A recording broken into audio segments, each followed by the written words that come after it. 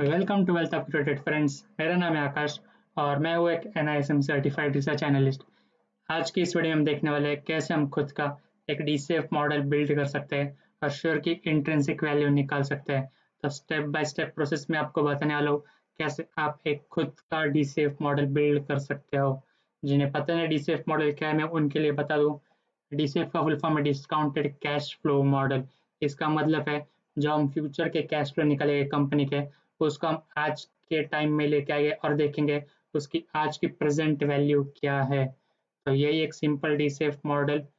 For example आप consider कर लीजिए, आपको मैंने आज दिया 100 रुपीज़ और आप मुझे एक साल बाद देने वाले हो 110 रुपीज़। तो मुझे बेनिफिशियल है ये डील या नहीं है? तो इसके लिए मैं 110 को वापस से आज के टाइम में लेके आऊँगा और देखूंगा कि इसकी एक्चुअल वैल्यू क्या है आज। तो तभी मैं जान पाऊंगा कि ये डील मेरे लिए अच्छी है कि नहीं। इसी को हम कहते हैं सिंपल DCF मॉडल। चलिए, आपको एक बेसिक आइडिया आ गया होगा कि क्या है सिंपल DCF मॉडल। मैं एक ओवरव्यू दे दूँ DCF मॉडल हम कैसे बिल्ड करने वाले हैं। हम लेने वाले डेटा, हम फ्री कैश फ्लो निकलने वाले हैं 2017 से 2021 तक का, और फिर हम फ्यूचर कैश फ्लोज निकलने वाले हैं 2022 से 2024 का, और फिर हम टर्मिनल वैल्यू निकालने वाले हैं। अगर आपको ये टर्म्स समझ में नहीं आ रही कि क्या है टर्म्स, तो बिल्कुल बने रहिए मेरे साथ, क्योंकि मैं जैसे जैसे प्रोसेस आगे जाएंगे हर एक टर्म एक्सप्लेन करता जाऊंगा आपको। टर्मिनल वैल्यू निकलने के बाद ये हो गया हमारे फ्यूचर के जो प्राइजेस, उसको हम लेके आएंगे आज के टाइम में, और आज के टाइम में निकालने के बाद हम उसकी निकालेंगे इंट्रिंसिक वैल्यू। तो फ्रेंड्स, ये एक ओवरव्यू है DCF मॉडल का। तो चलिए स्टार्ट करते हैं हमारा खुद का एक DCF मॉडल बिल्ड करना। अगेन फ्रेंड्स, आगे जाने से पहले मैं ये बता दूं, हम बिल्ड करने वाले एक सिंपल DCF मॉडल। एक एडवांस DCF मॉडल के लिए आपको बहुत सारी चीज़ें कंसिडर करनी पड़ती है। वो एक कॉम्प्लिकेटेड और लेंथी प्रोसेस है, बट सिंपलिसिटी के लिए हम एक सिंपल सा एक DCF मॉडल बना देंगे जिससे हमें एक रफ आइडिया मिल जाइए शेयर की इंट्रिंसिक वैल्यू की। चलिए स्टार्ट करते हैं, एक नया मॉडल बनाएंगे। मैं एक नई वर्कबुक ले लूँ। DCF model. Okay, DCF model के लिए जैसे कि मैंने बताया कि हमें फ्यूचर कैश फ्लो निकालने पड़ेंगे। तो उसके लिए हमें पहले निकलने पड़ेगा प्रेजेंट कैश फ्लो 2017 से 2021 तक का, और फ्री कैश फ्लो निकालने के लिए हमें चाहिए होगा cash flow from operating activity और कैपेक्स। चलिए, cash flow from operating activities.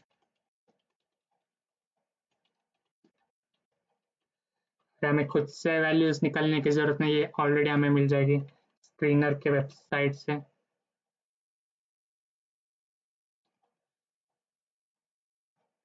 और इससे हमें मिलेगी फ्री कैश फ्लो।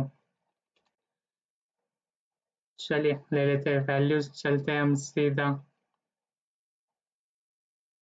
स्क्रीनर पे, और मैं यहाँ पे निकालने वाला हूँ टेक महिंद्रा की इंट्रिंसिक वैल्यू। यहाँ पे आपको सीधे नीचे आना है, कैश फ्लो स्टेटमेंट में cash flow from operating activities, और आपको 2017 से 2021 तक का डेटा कॉपी कर लेना है। Ctrl+C, मैं डिलीट कर दूँ, और यहाँ पे Ctrl+V। तो cash flow from operating activities आ चुकी है। अब निकालेंगे हम केपेक्स।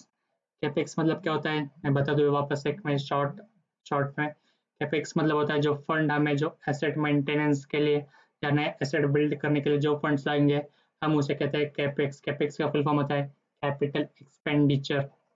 चलिए ये वैल्यूज भी ले लेते हैं स्क्रीनर से। इसके लिए आपको जाना होगा कैश फ्रॉम इन्वेस्टिंग एक्टिविटीज, और यहाँ पे आपको दिखेगा फिक्स्ड एसेट परचेस्ड। जैसे आपको लेना है वापस से ये डेटा 21 तक का, कॉपी यहाँ पे पेस्ट। अब फ्री कैश फ्लो निकालने के लिए हमें चाहिए cash flow from operating activity minus capex.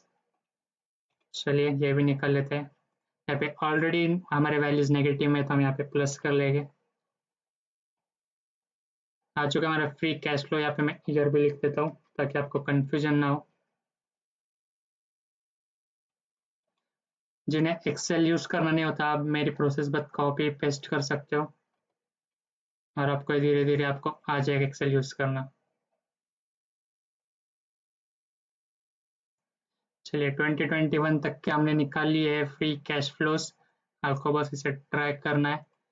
2021 तक का हमारा फ्री कैश फ्लो आ चुका है। अब हमें निकलने आगे के 22, 23 और 24 3 साल के निकलने वाले, और हम निकलने वाले फिर उसके बाद टर्मिनल वैल्यू।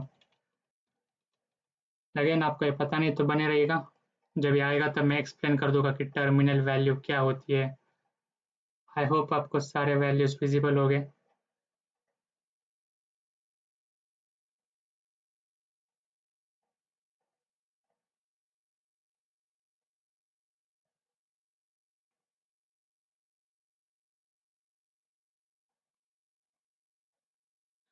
ओके, अब हमें निकलनी यहाँ पे ग्रोथ रेट पहले, उसके बाद हम निकलेंगे future cash flows. Growth rate मतलब क्या होती है, मैं वापस से एक बार फटाफट बता देता हूँ। आज मेरे पास 100 रुपीज़ है, एक साल बाद वो होगा 110, तो यहाँ पे मेरी ग्रोथ रेट है 10% की। तो यही है हमारी ग्रोथ रेट, इसे हम कैलकुलेट करने वाले हैं। चलिए इसका भी फॉर्मूला आप लिख लीजिए, equal to 2018 minus 2017 divided by absolute, वापस से 2017।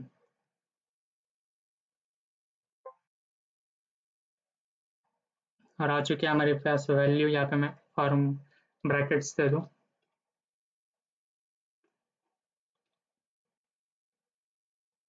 ओके फ्रेंड्स, और आपको ये कन्वर्ट करना है परसेंटेज में।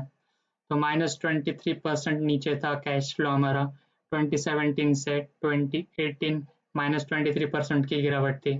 अब सिंपली हम वापस से इसे कर लेंगे ट्रैक। अब आ चुके हमारी ग्रोथ रेट 2021 तक की। अब 2022 का कैसे निकाला जा सकता है मैं आपको बता दूं।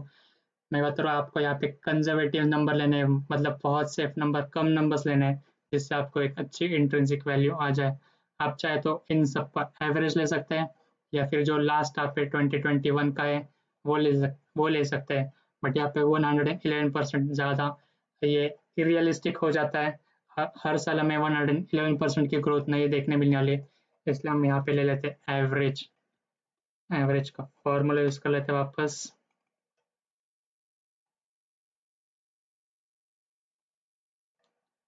और ये आ चुका है हमारा एवरेज, जो भी हमने ग्रोथ रेट लिए थे 4 साल की, 5 साल की, वो एवरेज आ चुका है।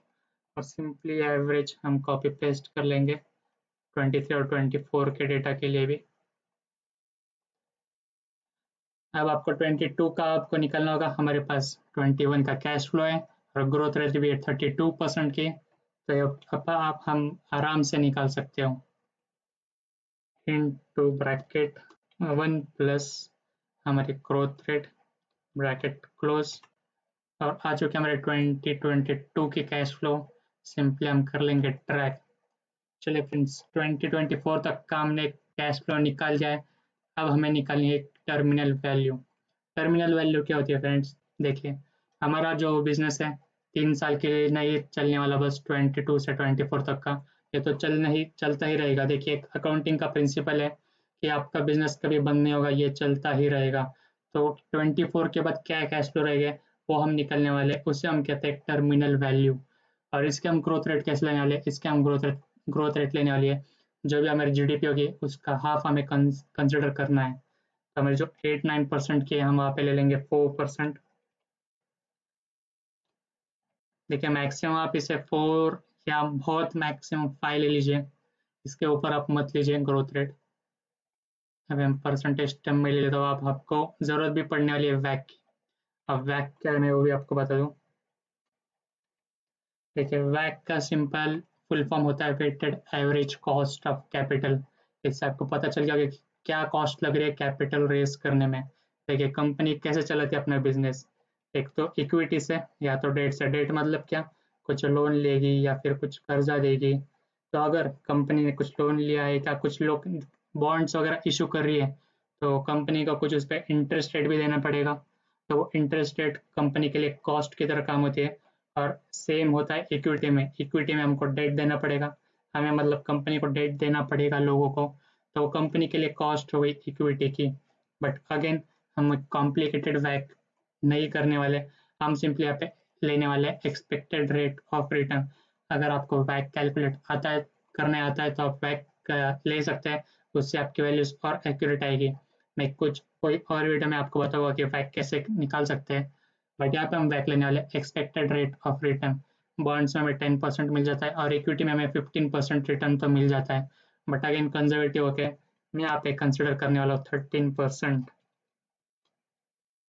चलिए वैक हमें मिल गया। हमारे पास टर्मिनल ग्रोथ रेट भी है कि 24 के बाद कितने परसेंट से हमारी कैश फ्लो इंक्रीज होगी, 4% से, तो हम निकालेंगे यहाँ पे टर्मिनल वैल्यू। चलिए अगेन फॉर्मूला यूज कर लेते हैं, 24 का cash flow into bracket 1 plus हमारे terminal growth rate bracket close divided by again bracket हमारा वैक minus terminal growth rate, bracket close कर देते हैं। यहाँ पे आ चुकी है हमारी टर्मिनल वैल्यू, मतलब 24 के बाद कितना कैश होगा उसके टोटल वैल्यू आ चुकी है, बट अगेन ये फ्यूचर वैल्यूज है। अब हमें इस लेके आएंगे इसको आज के टाइम में, मतलब इसका एक नेट प्रेजेंट वैल्यू निकालने वाले, निकाल लेते इसका net present value. Sum of FCF निकालेंगे, एफसीएफ मतलब फ्री कैश फ्लो फ्रेंड्स। इसके लिए हम वापस से फॉर्मूला यूज करने वाले is equal to NPV, net present value का फॉर्मूला है।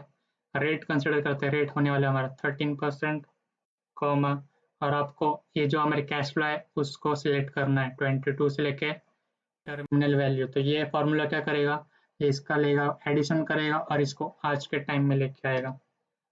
तो फ्रेंड्स ये आ चुका है हमारा सम ऑफ एफसीएफ, तो क्या सम ऑफ फ्री कैश फ्लो। अब हम ले लेते हैं कंपनी पे कर्जा कितना है और देखेंगे कंपनी के पास कैश कितना है, और इससे हम निकलने वाले हैं एंटरप्राइज वैल्यू।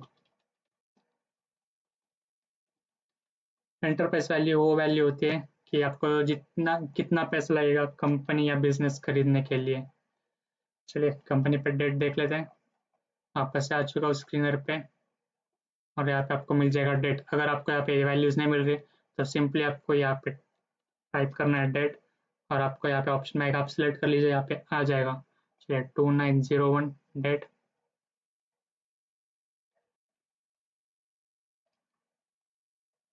फिर ले लेते हैं कैश।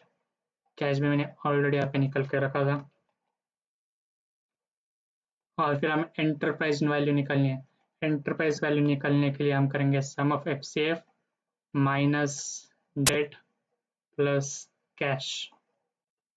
ये आ चुकी है हमारी एंटरप्राइज वैल्यू। अगर आपको आज एक महीने तक खरीदनी है तो आपको इतने पैसे देने पड़ेंगे। अगेन ये सारे वैल्यू सीआर में है। चलिए इसको भी ज़रा बॉर्डर्स लगा लो अच्छे दिखने के लिए। ओके, अब हमें चाहिए कंपनी के नंबर ऑफ आउटस्टैंडिंग शेयर्स।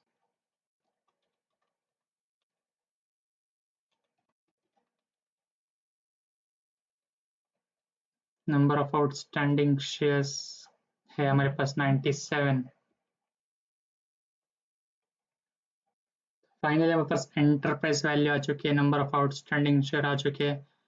अब हम निकालने वाले इंट्रिंसिक वैल्यू।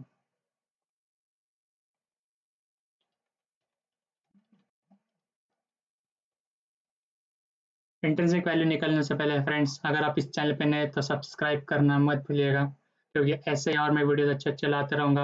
आपको इस चैनल पे fundamental analysis, technical analysis, valuations, case studies ये सब सीखने मिलेगा। तो बिल्कुल अब भी सब्सक्राइब कर लीजिए चैनल को और बेल आइकन भी प्रेस कर देना। चलिए इंटरप्राइज वैल्यू कैसे निकालेंगे हम, वापस से फॉर्मूला यूज़ करेंगे यहाँ पे इंट्रिंसिक वैल्यू निकालने के लिए। Enterprise value divided by number of outstanding shares, और ये आ गई हमारी इंट्रिंसिक वैल्यू टेक महिंद्रा की।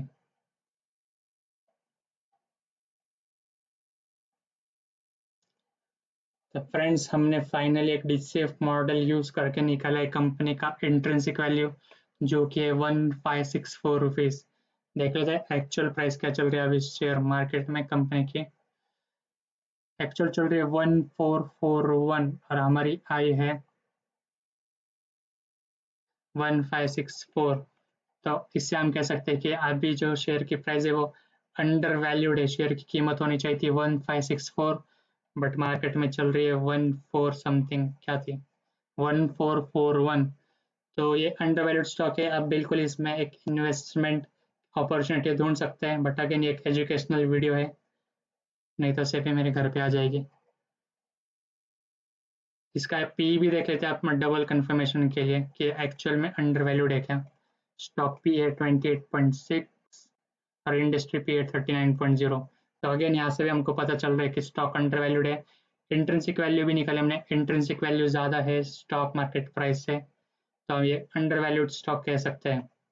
तो फ्रेंड्स, ये था एक पूरा DCF मॉडल। अगर आपको अच्छा लगा तो लाइक और शेयर का बटन दबा दीजिए। So thank you and have a nice day ahead.